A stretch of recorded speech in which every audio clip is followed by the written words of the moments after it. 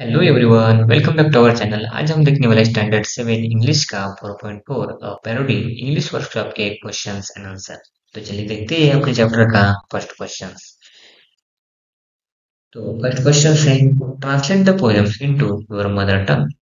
Answer है, छोटीशी कामसू मधमाशी काय करीत असते? कामात सतत व्यस्त असलेली छोटीशी मधमाशी उगवणारा प्रत्येक तास अधिक मोलाचा करीत असते. प्रत्येक उमलत्या फुलातून दिवसभर मध गोळा करीत राहते. तिने तयार केलेले मेण नीटनेटके चोपडून ती आपले मनाचे पोळे कौशल्याने उभे करते. तिने तयार केलेल्या मधुर अन्नाचा अपार कष्ट करीत जेवते साडा जेवते. छोटी मगर काय करीत असते? छोटीशी मगर आपले चमकदार शेपूट अधिक चांगले करण्याच्या प्रयत्नात असते. नाईल नदीच्या पाण्याचा आपल्या सोनेरी खवल्यांवर वर्षाव करीत राहते. आनंदाने दात विचकत हसल्यासारखे वाटते. आपले पंजे पसरून तयार असते. सौजन्यपूर्वक स्मित करणाऱ्या जबड्यांनी छोट्या छोट्या माशांना अलगद किळकृत करीत राहते. सेकंड क्वेश्चन से find an example of parody along with the original from your mother tongue.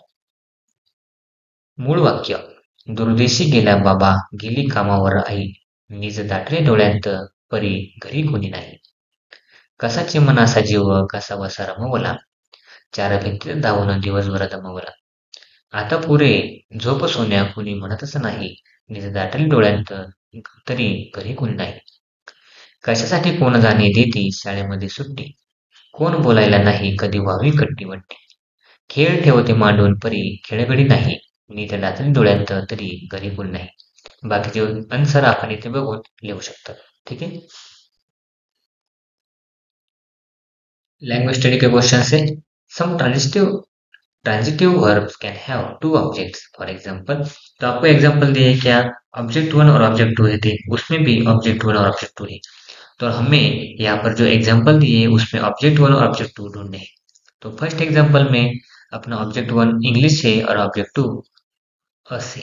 ठीक है. सेकंड में ऑब्जेक्ट वन सम वाटर और सेकंड इसमें for the old man object two है. इसमें फर्स्ट वाला ऑब्जेक्ट टू और सेकंड वाला ऑब्जेक्ट वन. और फोर्थ क्वेश्चन सेंटेंस में ऑब्जेक्ट वन हर और object two photograph to her sister. और लास्ट में ऑब्जेक्ट वन हिज कार और object two his neighbour. Next question से find the transitive and intertransitive verbs in the following sentence. First है, आई woke late, transitive.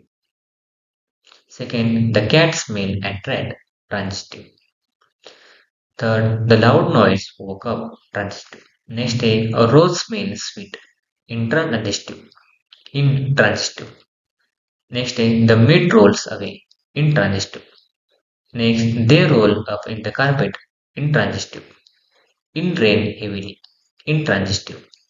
Pour the milk, intransitive. Next, the bell rang, intransitive.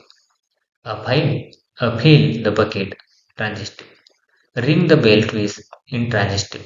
बाकी के answer आप यहाँ पर देखकर लिख सकते हैं. Thanks for watching video. इयत्ता 7वीच्या मराठी, सेमी आणि इंग्रजी या माध्यमांच्या सर्व विषयांच्या स्वाध्यायाच्या नवनवीन व्हिडिओसाठी चॅनलला सबस्क्राईब नक्की करा, लाईक करा, कमेंट करा आणि वर्गमित्रांना शेअर करा.